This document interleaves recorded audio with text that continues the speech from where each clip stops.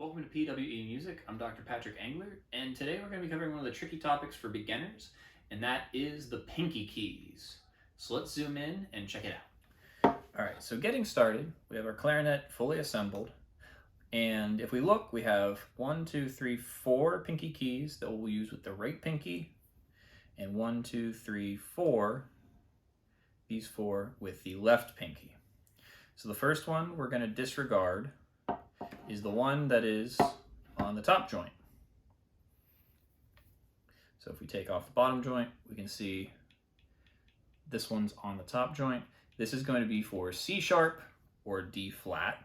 And so we can disregard that one for the moment, since the ones that we're talking about today consist of these 4 and these 3, which will be manipulating pads down here. And so we have 4 pinky keys on the right, 3 pinky keys on the left that we're really caring about, and these are all going to adjust or manipulate, these 1, 2, 3, 4, these big 4 pads down at the bottom. So we're going to start with low E, and low E is important. It's the lowest note that we can play on B flat clarinet, soprano B flat clarinet. And that's important to remember because that means all of these holes need to be closed. So we'll have all of our fingers down, closing all of the holes. And we want the key that will close, make sure all of these 4 pads are closed. So we can see these 2 on the left side, if you're playing, are already closed. These 2 on the right are open. The key that will close both of these is this key or this key. And we can see that when we push the one on the right side, the one on the left moves. When we push the one on the left side, the right moves. So these 2 are connected and they both close both of these pads, meaning that if all of our other fingers are down, all the holes will be closed. We can play that low E. So this key on the left, this key on the right will give us a low E. So when you're learning, band directors will often tell you to play low E on the left and put your right pinky on the next key we're going to talk about, the low F key, so that it's in a position ready to go from low E to low F. It also helps keep this pad closed if this connection here, so we can see this key pushes this one down as well, if this key doesn't quite close that. So we already covered low E, now we're going to talk about low F. And low F is a little bit trickier. So low F will be key right above low E. So you can see low E would push low F down as well.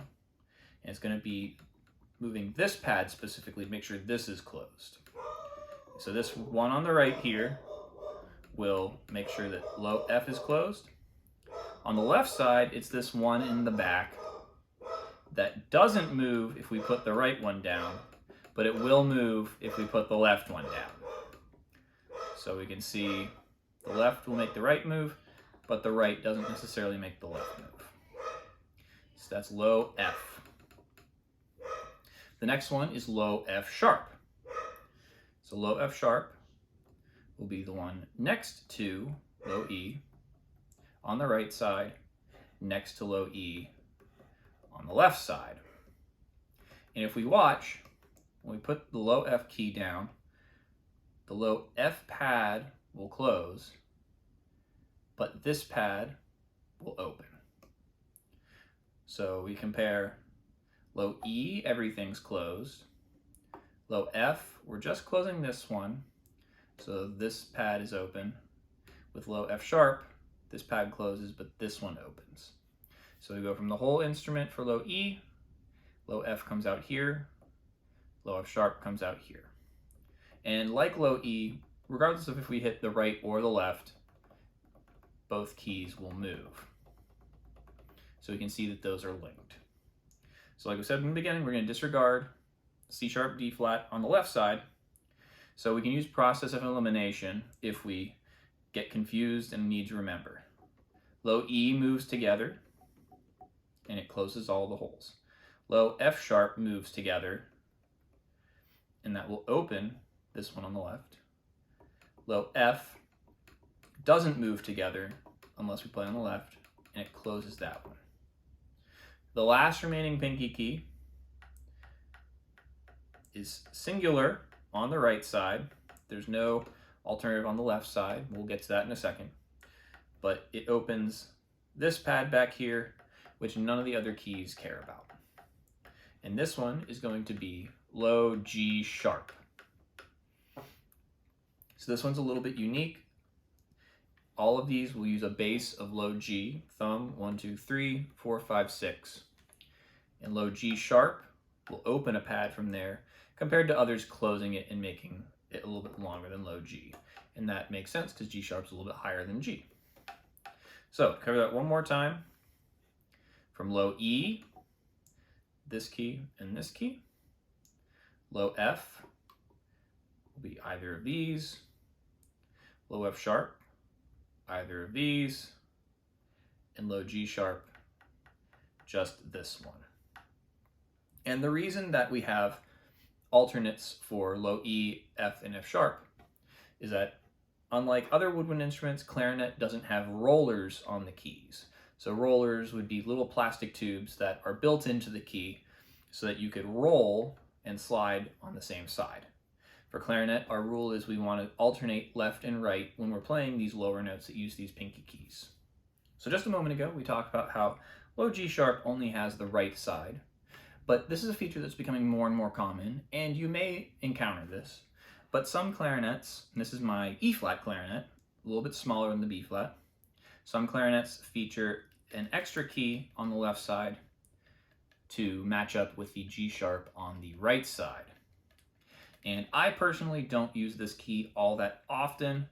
As you can see, even on my instrument, it's a little bit unadjusted.